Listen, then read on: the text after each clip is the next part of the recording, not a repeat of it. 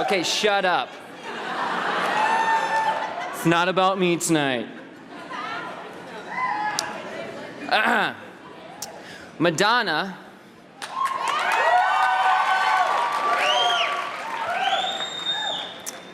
will be out of the music business in 6 months.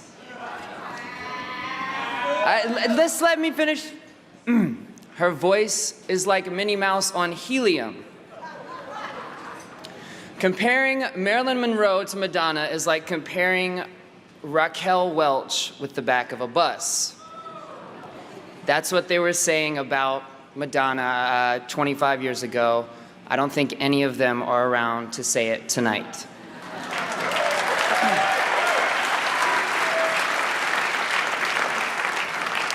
See, a strange thing happens when you're asked to induct Madonna into the Rock and Roll Hall of Fame. First, of course, you're overwhelmingly honored because there is and will only ever be one Madonna. But then, you become aware that every single word you can possibly imagine saying about Madonna suddenly sounds much hotter, much dirtier, and a whole hell of a lot more fun. Induct her. Why, yes, I'd love to. Enter the hall. Every chance I get. With all due respect to the fine city of Cleveland, even that place sounds slightly erotic knowing that Madonna is going to be entering the hall. Just as soon as I have the pleasure of personally inducting her. And though I'm pretty sure Little Richard would disagree, the truth is that nobody has ever gotten into the Rock and Roll Hall of Fame while still looking this damn fine.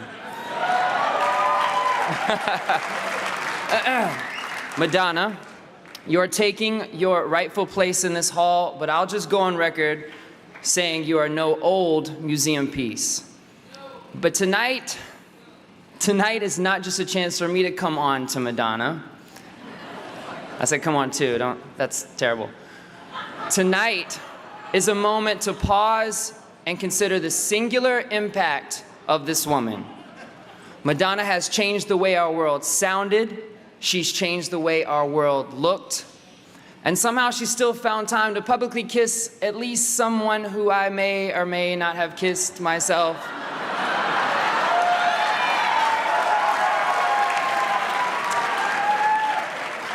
While I was in the audience.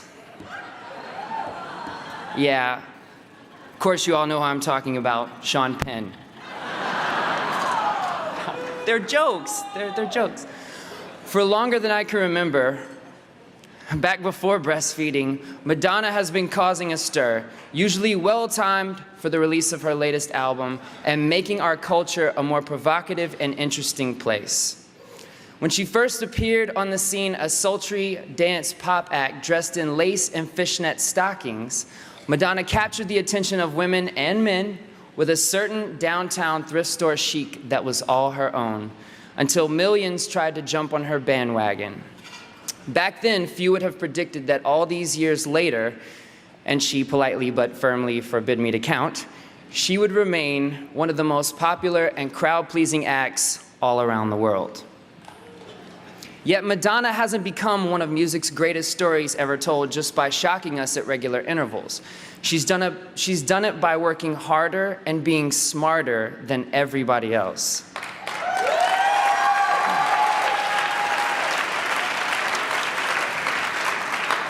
As she made MTV the place to be seen, she racked up the greatest track record in music history. 47 top 40 hits.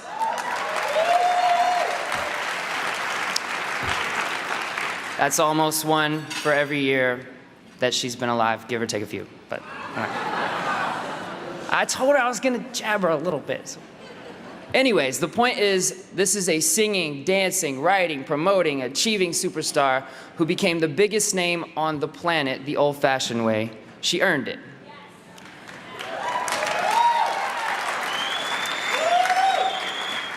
The success story of Madonna Luis Veronica Ciccone, the daughter of Madonna Luis and Tony P. Ciccone from Bay City, Michigan, is a one-of-a-kind and truly global. Like most great artists, Madonna didn't have the easiest of childhoods, but she found her way to New York City, a place that seemed to suit her incredible style and energy. She studied dance with Alvin Ailey and even toured with a disco act called the Patrick Hernandez Revue. Madonna has always proudly let her dance music roots show. Dance music often expresses joy and the joy of sex, but Madonna drew upon its power to spread a message that suggested she was never really a material girl. Her tracks have always been fresh with an ever-changing sense of style and groove, yet taken as a whole, her shapely body of work told a story and offered a transcendent message of hope and empowerment that managed to be spiritual and sensual. Madonna's music dared you, hell, it ordered you to express yourself, to open your heart, to cherish and to justify her love.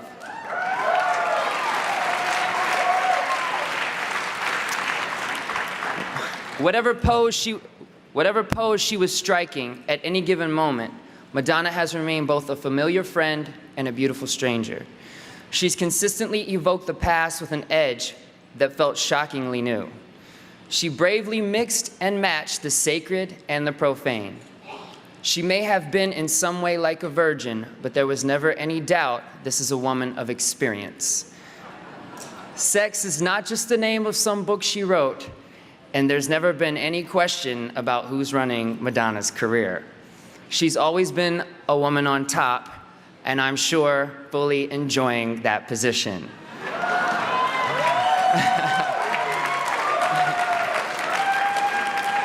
And that's true today, whether that's in her position as a singer, songwriter, dancer, producer, author, director, wife, or mother. I co-wrote and co-produced half of the tracks on her new record entitled Hard Candy. And naturally, when I tell people that, they're always asking me what it's really like to work with Madonna. Is she the control freak that everyone says she is? And I'm gonna tell you, hell yeah. As a matter of fact, I wanna tell a little story really quick. One day in London, I showed up to the studio, and it's probably because of the freaking schedule she had us under, but I was feeling a little ill. I was feeling under the weather. And she could tell, and she said, "You're not feeling too well today." And I said, "No, I'm not feeling too well today." And she said, "Well, would you like a B12 shot? We can get a B12 shot." And I was like, "Yeah, I would love a B12 shot." That's the first thing I thought of. And so I'm thinking, right, that, you know, we're gonna call a doctor and he's gonna make a house call. "Hey, there's a B12 shot," you know. And so then she proceeds to reach into her designer handbag and pull a Ziploc bag of B12 syringes out. And then she looks at me with that face that she looks at people with, and she says to me, "Drop them." I don't know what you say to that, so I immediately dropped my pants. And this is a true story, by the way. I swear, I'm not making this up. So she gives me the B12 shot in my ass, and then she looks at me and she says, "Nice top shelf." And that was one of the greatest days of my life.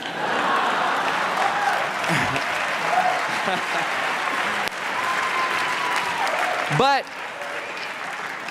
I guess in my own cheesy way, I got to thinking I would tell this story because I figured that's exactly what Madonna is and will continue to be for all of us. The shot in the ass when we really needed it.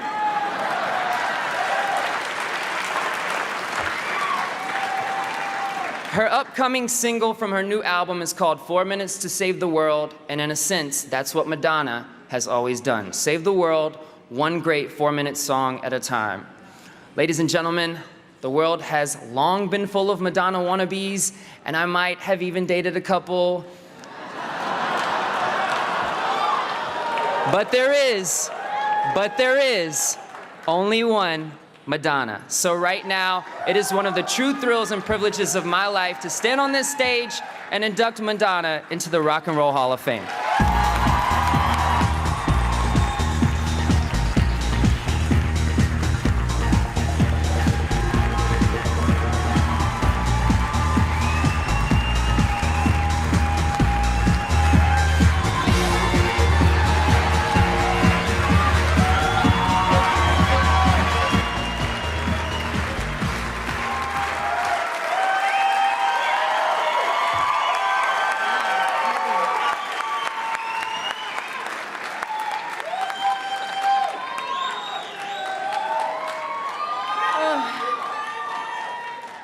I can't decide what I need to recover from all my bad hairstyles in the previous video, or all of Justin's innuendos.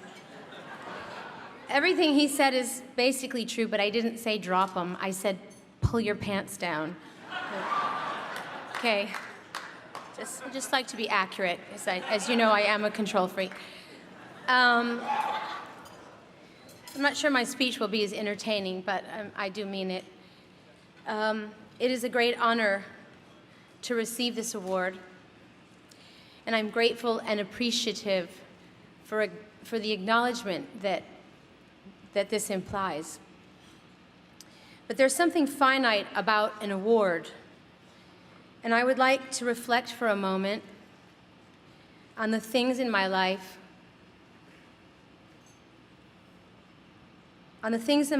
which have not been and continue to not be finite. I have always been fortunate to have people around me who believed in me. Starting with my ballet teacher, Christopher Flynn, in Detroit, Michigan, who told me at the age of 14 that I was special, that I needed to believe in myself, that I needed to go out into the world and pursue my dreams. Those words meant everything to me because I can assure you at the time, I didn't feel special. And then there was Dan Gilroy. He lived in an abandoned synagogue in Queens with his brother Ed. They played in a band together. I was sick of being an out-of-work dancer, so he taught me how to play guitar. And every day when Dan and Ed would go to work on their day jobs, I would sneak down to the basement and I taught myself how to play the drums listening to Elvis Costello records. And I practiced those 4 chords that Dan taught me over and over and over again. I wrote my first song in that synagogue. It was called, ironically, Tell the Truth. I remember that moment so vividly. I remember the hair standing up on the back of my arms, and I thought to myself, who just wrote that song? That wasn't me. I felt like I had been possessed by some magic. And luckily for me, I have been miraculously and continuously possessed by some kind of magic. And even now, my manager, Guy Osiri, who's out there somewhere in the audience watching right now, says to me almost every day, Em, anything is possible. Just tell me what it is you want to achieve. And he really means it. 35 years later, people are still encouraging me to believe in my dreams. What more could I ask for? There's a saying in the Talmud that for every blade of grass, there's an angel that watches over it and whispers, grow, grow. And I can still hear those angels whispering. And even the naysayers, the ones who said that I was talentless, that I was chubby, that I couldn't sing, that I was a one-hit wonder, they helped me too.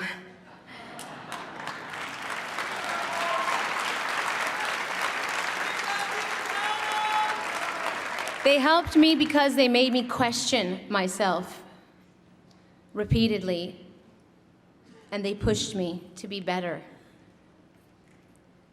And I am grateful for their resistance. I know that I would not be here right now without all of it, without all of you, because life, like art, is a collaboration. And I did not get here on my own. And why would I want to? There's no way that I could ever imagine that my life would unfurl as it has. In one way, it feels like a series of suddenlies. One day I was a struggling dancer in Manhattan, and then suddenly I was teaching myself how to play the drums in a synagogue in Queens. And then suddenly I was in a band, and I was doing gigs at CBGB's in Max's Kansas City. And then suddenly I met Seymour Stein hooked up to an IV drip in a hospital bed. And then suddenly I got signed to Sire Records. And then suddenly I was rolling around on the floor at the MTV Awards with my ass hanging out.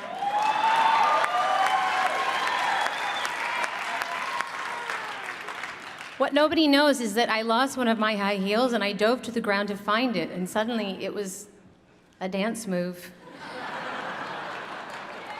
Yikes. And then I had to go backstage and look at my manager, who was white as a ghost, freaking out and telling me I just ruined my career. What did he know? Then suddenly, I was on the stage at Madison Square Garden, and I looked out into the audience, and every girl was dressed like me. Freak me out. Anyways, suddenly and suddenly and suddenly, that's one way of looking at it. The other way of looking at it is that everything happened exactly as it was supposed to happen. That I worked with the amazing people I was supposed to work with, that I traveled to the amazing places I was supposed to travel to, that I made the mistakes that I was supposed to make. That the universe would conspire to help me and guide me all the way up to this moment where I am standing in front of you. And finally, I have the chance to say thank you to so many people. First and foremost, I would like to thank my record company, Warner Brothers, whom I have been signed to for my entire recording career.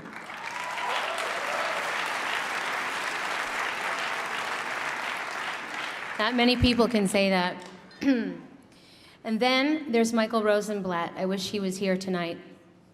He's the person that more or less discovered me in a nightclub in Manhattan.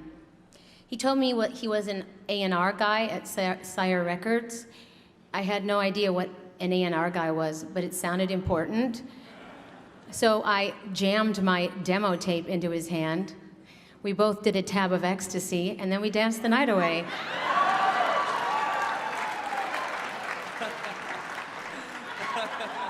That's the truth. Which leads me to the next person I have to thank, and that is Seymour Stein, and I do think he's here tonight. Seymour, where are you? Somewhere. The legendary Seymour Stein. Yes.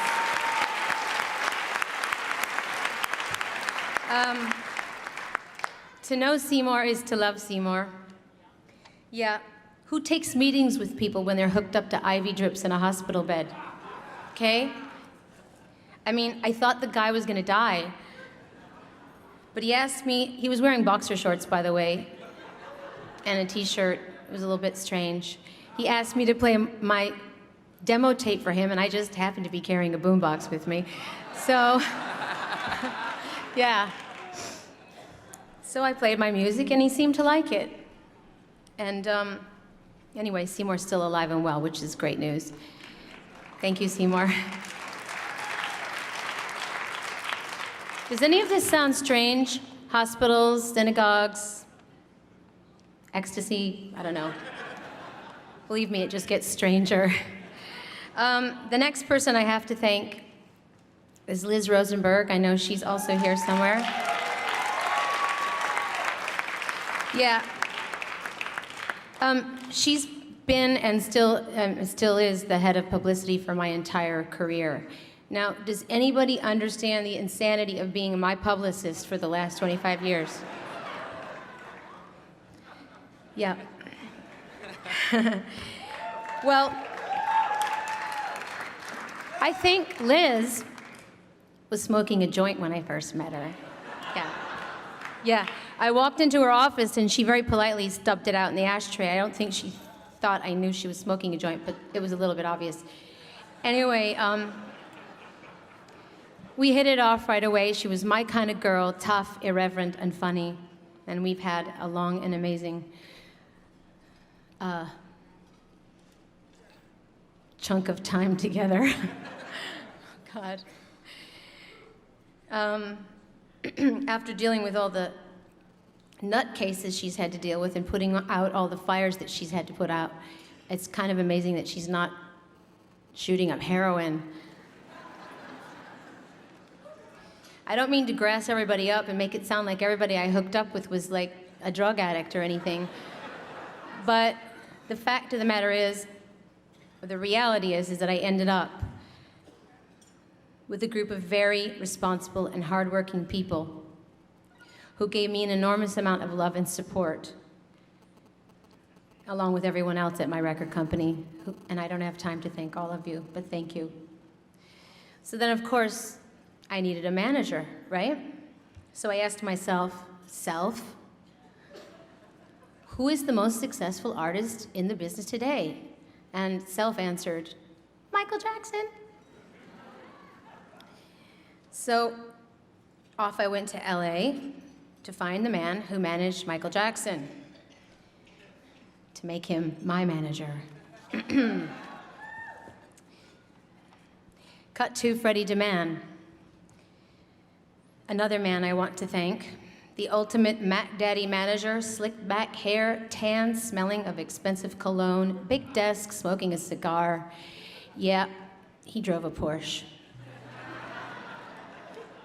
He gave me a ride back to my hotel on that Porsche. By the time we got there, he was my manager.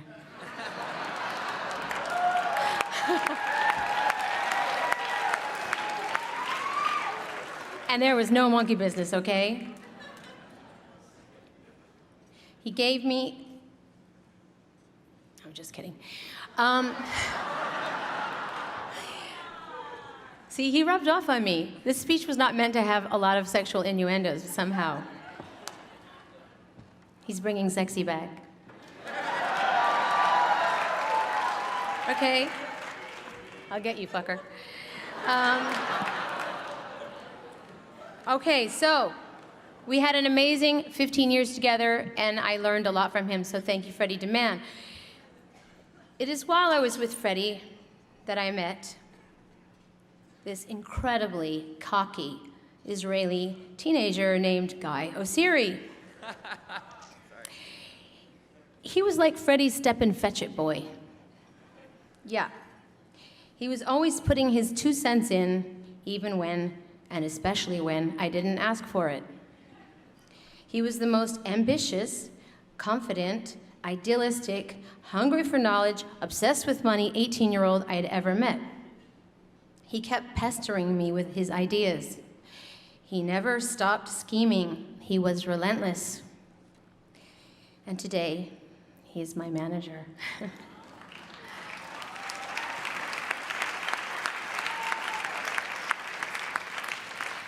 And I know that he would fly to the ends of the earth for me. So thank you, Guy.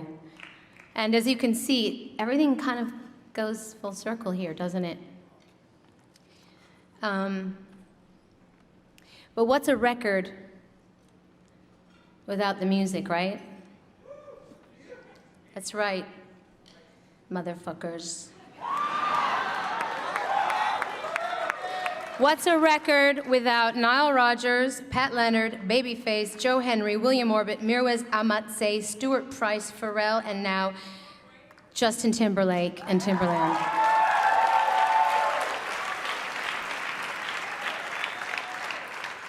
I feel so lucky to have been able to work with such amazing songwriters and producers.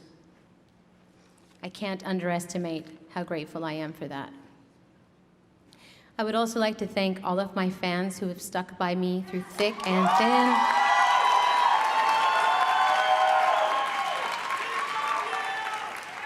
God knows they've stuck by me, yes.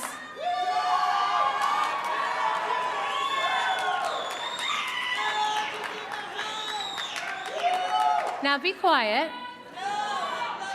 Now they've stuck by me through thick and thin, and God knows there's been a lot of thick. That's not an innuendo. I'd also like to thank the Semtex girls, who are my soldiers, and I know they would walk through the fire with me. Thank you, ladies. To my teachers, my friends, and my family, I thank you all for facilitating this journey, which for me has only just begun, and for reminding me that I am only the manager of my talent, not the owner. I've gone on to do so many things in my life, from writing children's books to designing clothes to directing a film. But for me, it always does, and it always will come back to the music. So thank you very much.